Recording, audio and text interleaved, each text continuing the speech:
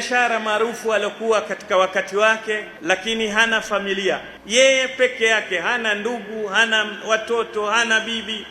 Huyu bwana alipofika umri sasa, ajiona amezeeka siku moja na hana wa kumrithi, akawatangazia wafanyikazi wake wote kwamba Ijumaa tutakula asha pamoja kwangu, chakula cha jioni nyumbani.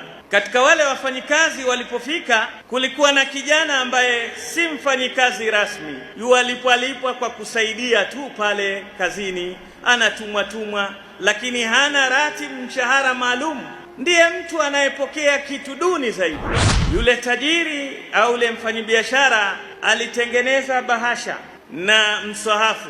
Ile mashaf ndani ina bahasha mbili, akaiweka kwenye mkoba mzuri, akaiweka juu pale, na bahasha za kila zimepangwa pale. Akasema baada ya asha pale kuna bahasha ya fedha na kuna msahafu, yoyote kila mmoja achegue katika zile vitu vile, ima akachukue msahafu au achukue bahasha.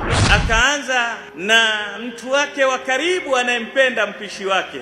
Mpishi akasema, bosi, nina hamu sana ya kuchukua msahafu na upenda, lakini kwa kuwa wewe hapo una wageni wengi, wakati wote niko jikoni, naogopa Qur'ani isinilaumu kwa kuwa sitokuwa na time ya kuisoma, ndio maana nachukua bahasha ya fedha.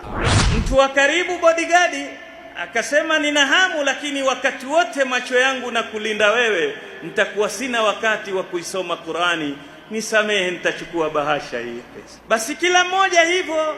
Mwingine akatoa udhuru, nimeomba mkopo, mzazi wangu mgonjwa, lakini kama imekuja bila ya mkopo yenyewe hela, itabidi nichukue hela, sitochukua msaada. Yule tajiri akabaki yule mtoto mdogo anayemjua pale kazini, akamwambia, wewe hata sina haja ya kukuuliza, wewe unakuja hapa ukinunulia watu chakula alafu upate chakula ube mabaki ukimpelekea na mamako, chukua bahasha yako. Akamwambia, la, mimi siku zote mamangu anambia Qur'ani ni kitabu kizuri, kina siri. Hakuna utajiri wa mwanadamu kama kuiweka Qur'ani moyoni. Lakini mama anambia siku atapata hela ataninunulia msahafu. Leo nimeuona mezani, mimi nachagua msahafu. Alipochukua msahafu kufungua, kuna bahasha mbili. Bahasha moja ni mara ya 10 ya hela walizochukua wale. Ya pili, tajiri ameandika, nitakapofariki mali yangu wewe ndiye mrithi wangu. Tatizo liko wapi? Tatizo liko kwenye yaqini.